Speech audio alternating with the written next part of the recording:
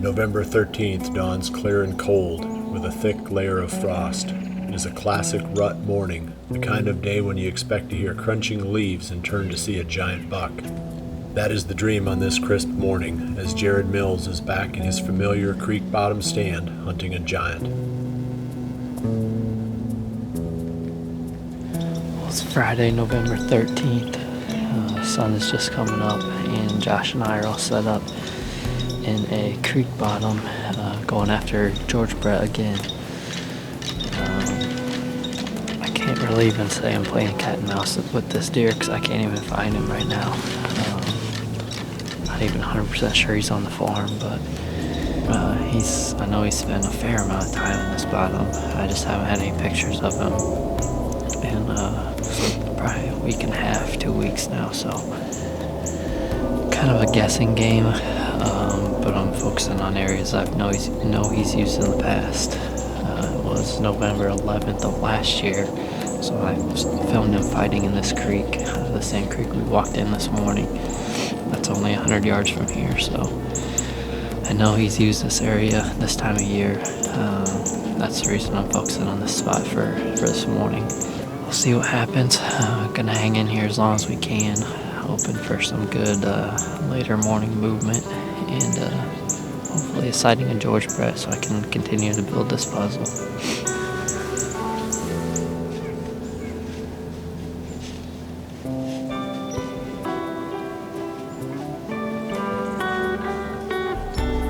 Besides an encounter with a 5-year-old 8-pointer that Jared calls Callie, the hunt for George Brett has been a bust.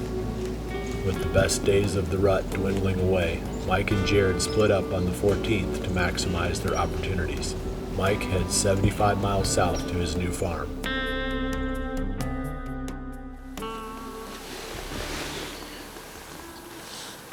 Well, it's Saturday, November 14th. I'm back in here after Caesar. And this seems to be where his bedroom is. Most of the pictures I have of him around this area, he's coming out of this one draw. So I'm hunting down by the creek. There's a few ridges that come to a point here and cross here. So it's pretty crisp, about 34 degrees. It's clear and cool, high pressure. It's a nice morning, that's for sure. Got a bunch of turkeys roosted above me that flew down the alfalfa. They've been chasing and messing around. So nice morning to be in the woods. See if we can't make something happen.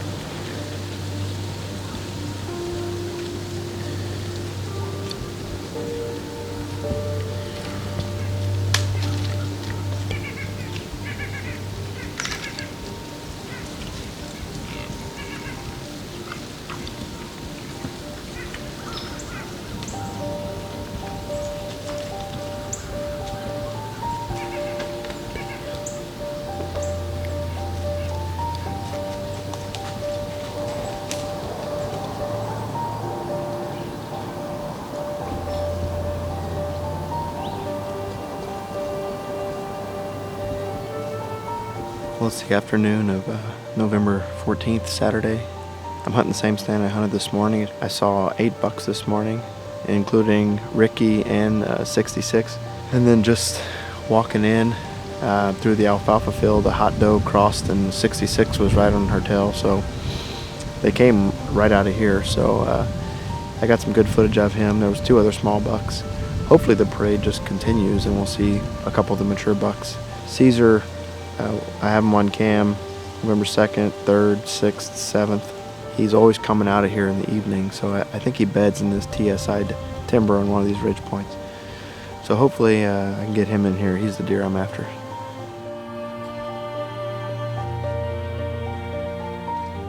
It is an action-packed day for Mike, but his number one buck, Caesar, has yet to show himself.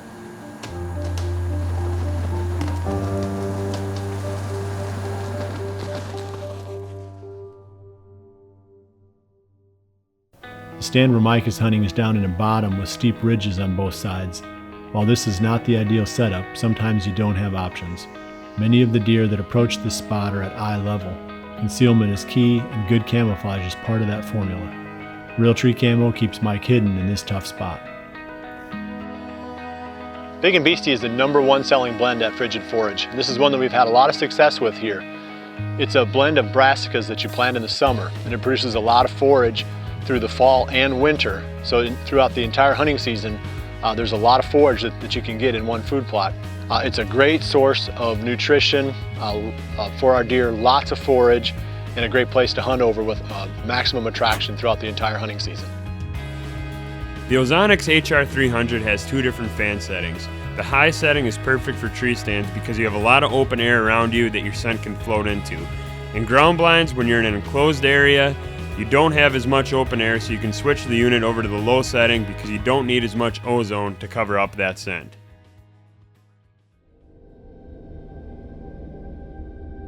I felt like I was treading water from November 13th through the 16th.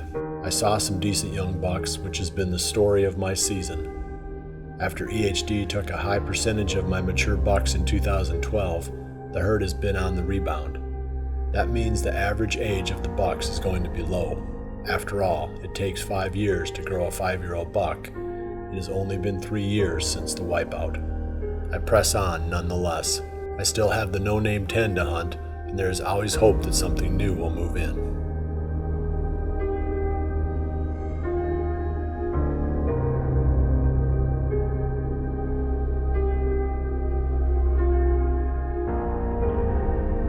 I continue to be amazed that the guys hunting public land are seeing more and bigger bucks than I am. It isn't supposed to turn out like that, but they have worked hard to find the best spots and they continue to reap the rewards.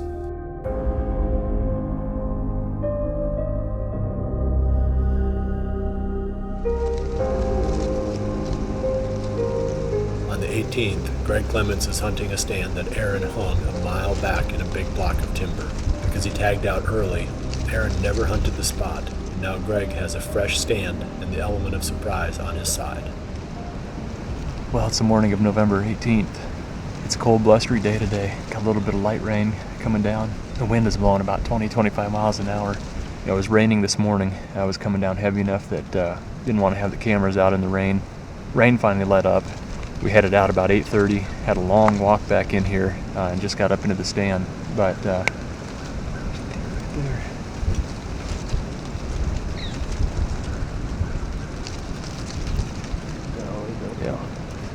fawn just came trotting through there. So we're set up on a ridge in a big block of timber, thick bedding area to the west. There's food off to the east, and I like that you can actually see quite a ways. If we see a buck cruising, we should be able to call him up here and get a shot. So like I said, it's 10 o'clock right now. We've got the rest of the day to sit here. Should be an exciting hunt.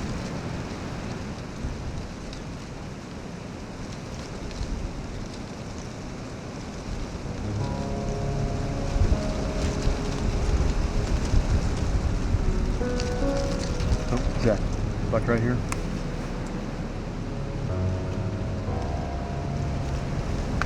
Try to call him up.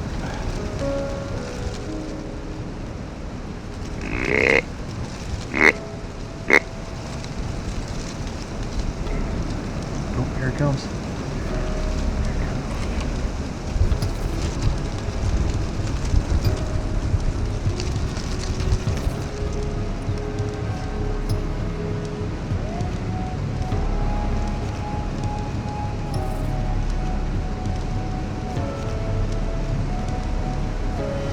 Yep. Right.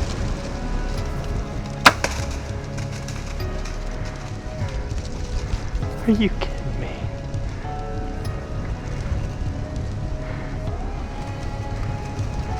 Where's he at now? He's down the block. Come on. I don't know if you did, Greg. I think you smoked him. You still see him? Walking away.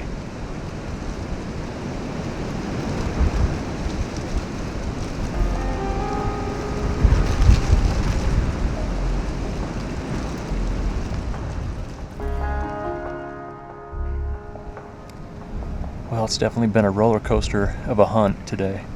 I called that buck in right under the tree and made what I thought was a perfect heart shot. Did a big mule kick. He took off, ran down the hill. I thought for sure he was going to go down right there. And he just walked off, bedded down. We have now watched him bed down 4 different times. Kept good track of him. Each time that he would get up and move, it was pretty slow. You could tell that he was hit hard. Last I just saw, another buck ran in, jumped him from his bed, and moved him off. And I lost track of him in the thick cover. I don't know how far he would have went. From what I've seen so far, he's not going far from bed to bed. It's a waiting game now. Certainly not the way that I wanted it to go.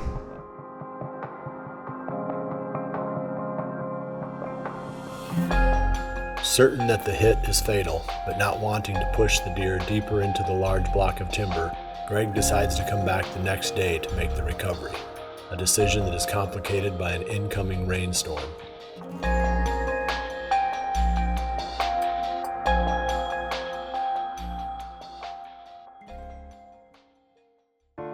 The Cabela's Stalker Sling Pack is also a great choice for the public land hunter. It's very light and roomy, easy to pack in long distances, and it hangs in the tree without taking up a ton of room. We'll also use it when we're out running trail cameras because a laptop computer fits perfectly in the side pouch. Trophy rock minerals play an important role for us in 2 ways. First, they supply the mineral needs of the deer on the properties that we hunt. But just as important to us as hunters is the fact that the deer are very attracted to these sites, which makes them the perfect locations to get summertime trail camera pictures and gives us a head start going into the season. I shoot a 5-pin fuse sight, which is sighted 20, 30, 40, 50, 60. And though I have never taken a 60-yard shot at a deer, I have taken shots in the 40 to 50, the 40-yard plus range. And having a smaller pin diameter that's really bright allows you to make precise shots even at these longer distances. A lightweight muddy tree stand with their backpack straps and 4 to 5 quick sticks is our go-to setup for doing hanging hunts on public land. It's not only easy to hang, but it packs in quietly and allows us to set up fast when we find the perfect spot. 450 miles to the southwest, Kansas bow hunter Derik Jones climbs into the redneck bale blind that he recently moved to a small food plot. Well, it's November 18th, and Josh and I just got set up. It's about 2:15 in the afternoon. We came out to this hay bale blind we set up 2 days ago, Monday evening. It was raining all day. This is a spot where we usually have a food plot, but this summer we just didn't have time. We kind of neglected it. And there's actually quite a bit of volunteer wheat and actually some clover coming up under those weeds. So just from that, I was like, well, what if we just mow it and see what happens? So I came in here Monday, the day we set this up, mowed this. This was 6 foot high in sunflowers and Johnson grass and stuff, but there's actually quite a bit of volunteer wheat coming up. I think that's what those deer out here are feeding on. This is a big transition spot. A bunch of 3 draws come together right here in this bottom. So hopefully we catch these bucks coming across here. Josh and I were actually just got in the blind, setting up the camera stuff, and literally just closed the door. And we thought we heard something out here just to the west of the blind. Got everything set up, looked out, there's a young buck right out here, about 30 yards from the blind. So they're obviously not scared of this hay bale blind. That's good. And I actually got pictures of a mature buck out here just this morning, feeding out here, so things are looking good.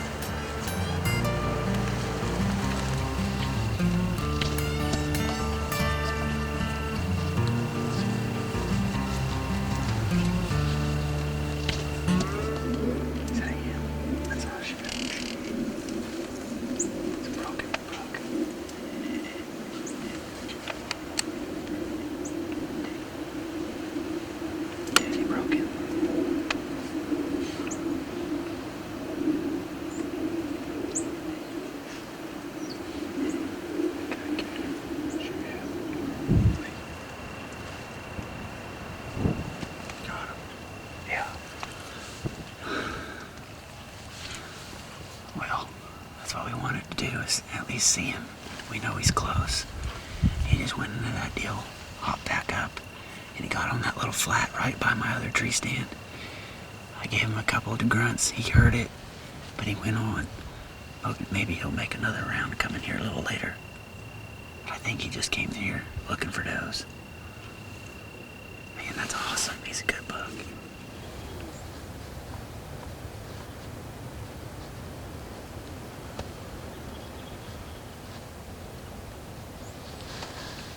Buck behind her. Shoot her. Okay. Shoot her. What? I think it's your wad. It's a big game. No, it's a 10 point, I think. Massive 10. For sure, shoot her.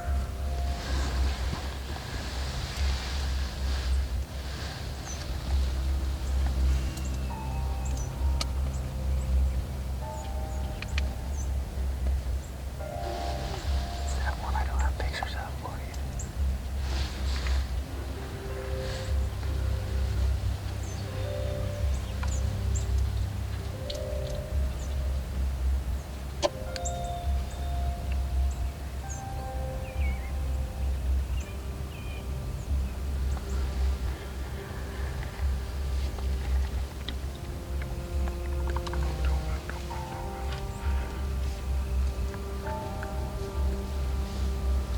There he is. Here he comes. He's gonna come fast. Do I have time to range it? Yeah.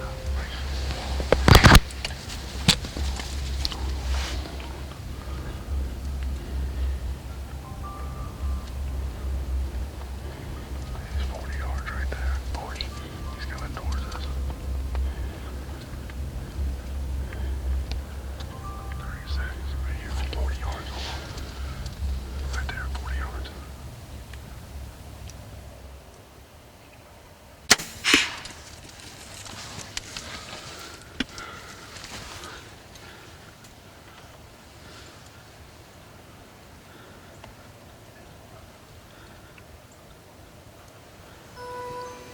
Dude, that's not good.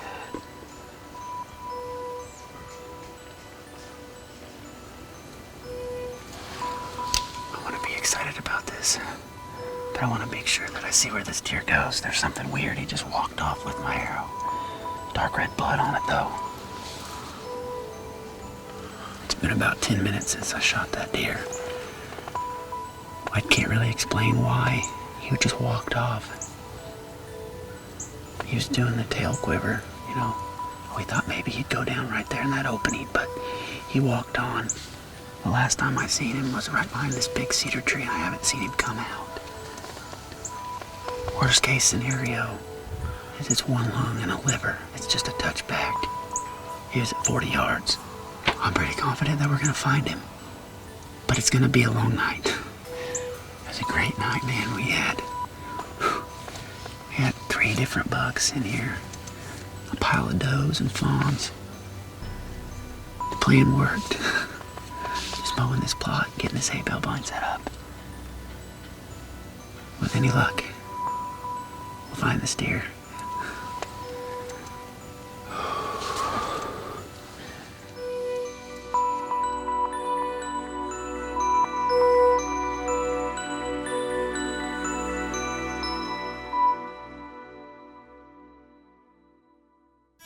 Time-lapse mode is important when you're patterning bucks because it allows you to put the camera on the corner of a food plot or the corner of a small feeding area and get pictures over a specified time period, maybe the last 2 hours of daylight.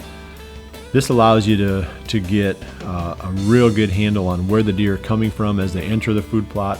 It gives you a real good feel for how to hunt it. The Muddy ProCam 12 has this time-lapse feature, which makes it a top choice for me when I'm patterning bucks. I've been shooting Scott releases since 1991. That's 25 years. I like them because they are dependable, solid, adjustable, and very simple. I don't need a complicated release when the longest shot I'm likely to take is 40 yards, but I absolutely need one that will function as required despite freezing rain, snow, dirt, and years of hunting wear and tear. I've never had an animal get away in those 25 years because of an issue with a Scott release. I shoot a fairly heavy draw weight on my bow, and when you do that you have to have a really smooth cam, otherwise it can be almost too much to handle. The Hoyt Nitram Z5 cam is super smooth has a very solid back wall. The Hoyt Z5 is smooth enough that I can draw back and hold heavy draw weights comfortably.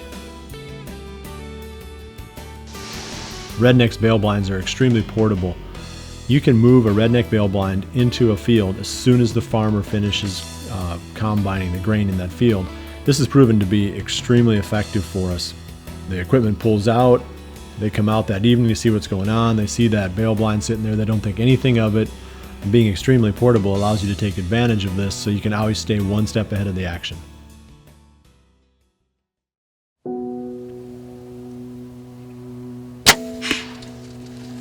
Both Greg and Derik are certain that their hits were fatal and will soon result in dead bucks. Neither of them is willing to press the issue, and the cold temperatures will assure that the meat is well preserved. A sleepless night awaits, as both bow hunters plan to go back early the next morning to make their recoveries. Mid-November produced a classic lull. No one in our group killed a buck between November 13th and the 18th. When the maximum number of does is in estrus, bucks don't travel very much. That will change soon, however. There is often a second peak in buck activity after most of the does have been bred. I know that I have to play the cards I'm dealt, but as the rut begins to pass, I feel the anxiety build. Obviously we're not hunting, I've said it before, we're not hunting a whole herd of deer, we're only hunting one. And if the right one comes through, then, you feel like you made a great decision. But there's no real reason to suspect that one will. And once again, I don't have any other spots right now that I feel really, really good about, as if they're going to be a whole lot better than this one. A deer could move in, and he could cruise through here at any time. So that's why we're here.